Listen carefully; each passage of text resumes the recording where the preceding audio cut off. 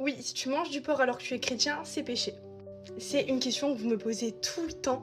Est-ce que en tant que chrétien, on peut manger du porc ou non? Vous me la posez vraiment énormément. J'avais jamais fait de vidéo dessus, mais donc c'est enfin le moment. Ah, nous y voilà. La réponse tant attendue allait tomber. Un chrétien peut-il, oui ou non, manger du porc? Mais avant cela, une question préalable et non des moindres. Qu'est-ce qu'un chrétien? Un disciple du Christ, dit-on. Mais Jésus est-il réellement le Christ, le Messie annoncé? Nous allons y venir.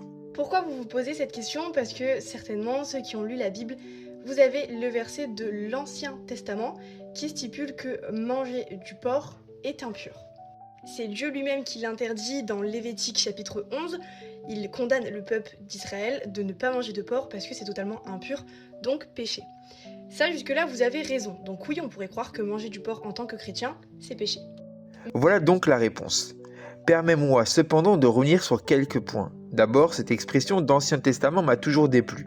Parle plutôt de Tanar, de Bible hébraïque ou, pour rester fidèle au livre lévitique que tu invoques, de Torah ou de Pentateuque. Tu affirmes ensuite que c'est Dieu lui-même qui interdit le porc. Or, il est écrit « En Dieu il n'y a aucun changement ni ombre de variation ». Jacques 1, 17. Si l'Éternel l'a interdit hier, sur quel fondement l'autoriserait-il aujourd'hui? Par ailleurs, prends garde à ton langage. Dieu ne condamne pas Israël à ne pas manger de porc, comme s'il privait son peuple d'une bénédiction. Il s'agit d'une interdiction claire, non pas d'une punition. Toute interdiction n'est d'ailleurs pas une malédiction. Nous sommes également interdits de voler, et personne ne parle de condamnation à cet égard. Je te tiens donc quitte de cette maladresse rhétorique. Mais nous, chrétiens, on se réfère on se réfère beaucoup plus au Nouveau Testament qu'à l'Ancien. Et dans le Nouveau, notamment dans le chapitre de Marc, c'est écrit que Dieu nous dit que ce qui rend une personne impure, ce n'est pas ce qu'elle ingère, ce n'est pas ce qu'elle mange, mais c'est ce qui provient de son cœur. Toi, chrétienne, tu te réfugies davantage dans le Nouveau Testament, n'est-ce pas? Il serait pourtant instructif que tu nous expliques pourquoi Jésus est le Messie en te limitant exclusivement au Nouveau Testament. Car en agissant ainsi, tu avoues indirectement que le Nouveau Testament infirme l'Ancien, plaçant ainsi ta foi en flagrante contradiction avec ce que tu prétends être son accomplissement. Tu cites Marc 7 aussi et j'y reviendrai en fin de vidéo pour démonter point par point cette interprétation. Mais surtout, le passage le plus important, c'est dans la lettre à Romains, c'est l'apôtre Paul qui nous dit ça, que rien n'est impur et que tout animal de Dieu est nécessaire et n'est pas impur en termes d'aliments. Le passage le plus important maintenant, en affichant Acte 10 à l'écran tout en citant Romains 14. Nous y reviendrons de même qu'à ce fameux « rien n'est impur en soi ». Il est écrit que tout être vivant créé par Dieu doit être reçu et reconnu avec reconnaissance. Donc oui, dans l'Ancien Testament, Dieu demandait au peuple d'Israël de ne pas manger de porc pour une question d'impureté, mais depuis le Nouveau Testament, rien n'est impur. Tout ce que Dieu crée, on doit le prendre avec reconnaissance parce que nous avons quelque chose qu'il nous accorde, et que l'impureté ne vient pas de ce que vous mangez, mais surtout du comportement que vous avez en tant que chrétien. Donc au final, non, manger du porc en tant que chrétien n'est pas spécialement péché. Tu cites également 1 Timothée 4. Là encore, nous examinerons ces textes avec le sérieux qu'ils méritent. Pourquoi affirmer que tu nies, fût-ce indirectement et inconsciemment, la messianité de Jésus? Parce qu'en érigeant une séparation tranchée entre l'Ancien et le Nouveau Testament, en te basant quasi exclusivement sur le second, en sortant les versets de leur contexte et en tordant certains textes, tu rends tout simplement impossible la messianité de Jésus. Les critères, ils sont limpides. L'Éternel dans la Torah elle-même nous a prévenus contre les faux prophètes, qui, avec passion et séduction, détourneraient le peuple des commandements divins. Ça, c'est dans Deutéronome chapitre 13. Or, parmi ces commandements figure la cacheroute, et notamment l'interdiction du porc, déclaré impur.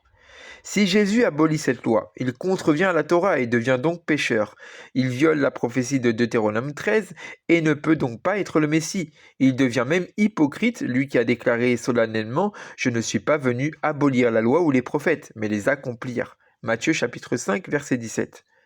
Le reproche que je te fais, et qui dépasse la personne pour éviter l'ensemble du christianisme, c'est de transformer mon Mashiach, mon roi, mon sauveur, en faux prophète abolisseur des commandements de notre Père. Tu te demandes peut-être comment lire autrement ces textes que tu brandis. Avec ta permission, je vais t'en proposer la lecture telle qu'elle était comprise au 1er siècle dans le contexte juif originel. Marc 7. C'est le passage le plus cité pour justifier la consommation d'aliments impurs.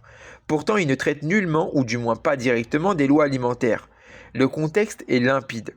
Lors d'un repas, des pharisiens reprochent à certains disciples de Jésus de manger sans s'être lavé les mains selon la tradition des anciens. Note bien, il ne s'agit pas de Torah, mais d'une mitzvah des Rabbanan, une loi rabbinique, non d'une mitzvah des Horaïta, une prescription de la Torah. Jésus ne s'oppose donc pas à la loi divine, mais à une tradition humaine étendue. Il fustige ensuite l'hypocrisie des pharisiens dont le cœur est corrompu. Ce n'est donc pas ce qui entre dans l'homme qui le souille, mais ce qui en sort. Matthieu 15, qui relate également le même événement, est bien plus précis et embarrassant pour toi. Jésus y conclut explicitement que manger sans être lavé les mains ne rend pas l'homme impur. Certaines traductions ajoutent « Jésus déclarait ainsi purs tous les aliments ». Cette phrase est absente des manuscrits les plus anciens et quand bien même elle y figurerait, rappelons qu'aux yeux de la Torah, le porc n'est tout simplement pas un aliment, afin que tu distingues l'animal qui se mange de celui qui ne se mange pas. Lévitique chapitre 11, verset 47. Je rappelle qu'un animal qui se mange est un aliment, et un animal qui ne se mange pas n'est pas un aliment. L'Éternel lie d'ailleurs cette sainteté alimentaire à sa propre sainteté. Il dit « Tu seras saint car je suis saint ». Ça aussi c'est dans Lévitique chapitre 11. Libre à toi d'en tirer les conclusions qui s'imposent. Quant à Acte 10, Pierre lui-même interprète sa vision dans le verset 28. Il reprend exactement les mêmes termes que Dieu lui a dit concernant les animaux pour les appliquer aux hommes. La nappe et les animaux servent de parabole pour l'accueil des païens. Si toutefois tu persistes à y voir une abrogation des lois alimentaires, une question simple. Les poissons impurs restent-ils impurs? Car je rappelle que la vision ne mentionne aucun poisson. Le contexte de Romains 14 est tout autre. Paul parle de la consommation de viande hors d'Israël, où certains craignaient de manger de la viande sacrifiée aux idoles et se limitaient donc aux légumes. Il ne s'agit nullement des animaux purs et impurs, mais d'une question de conscience entre omnivores et végétariens, et de jours de jeûne. Dire que rien n'est impur en soi doit se comprendre dans un cadre précis. Pour un juif ou pour quiconque greffé sur l'olivier franc, le porc n'est tout simplement pas considéré comme un aliment. Même hors contexte ici, Paul met en garde contre des doctrines de démons qui interdisent le mariage et certains aliments que Dieu a créés pour être pris avec action de grâce par les fidèles. Ces aliments, dont Paul parle, sont ceux que la Torah déclare comme comestibles. Le porc, rappelons-le, n'entre pas dans cette catégorie, et c'est précisément ceux qui ont connu la vérité, c'est-à-dire la Torah, psaume 119, qui les consomment avec reconnaissance. Tout est sanctifié par la parole de Dieu. Or, où la Torah sanctifie-t-elle le porc? Nulle part.